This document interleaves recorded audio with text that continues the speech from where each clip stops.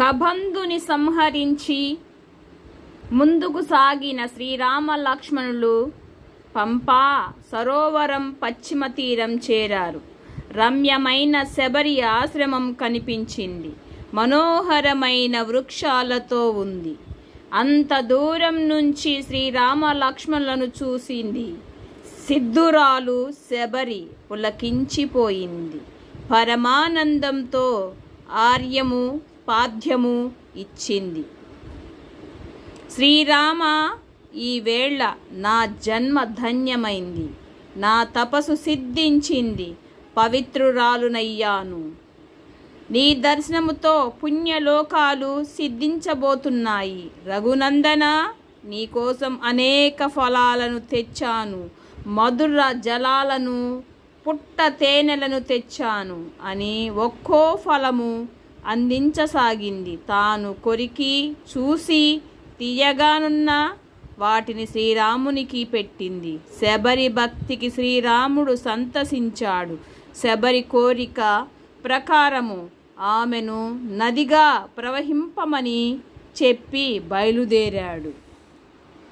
శ్రీరామ లక్ష్మణులు ఋష్యమూక పర్వతము దిశగా సాగారు. వసంతకాలం కావటంతో ప్రకృతి మనోహరంగా ఉంది. నాట్యం చేస్తున్నట్టు వృక్షాలు కదులుతున్నాయి. సకలాభరణాలు ధరించిన యుద్ధ వీరునిలా కొండగోగు చెట్టు విరగబూసింది.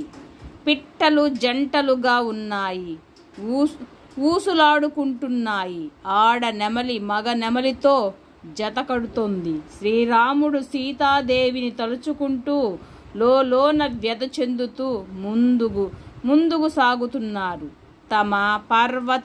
తమ పర్వతం దిశగా వస్తున్న శ్రీరామ లక్ష్మణులను హనుమ సుగ్రీవులు చూశారు.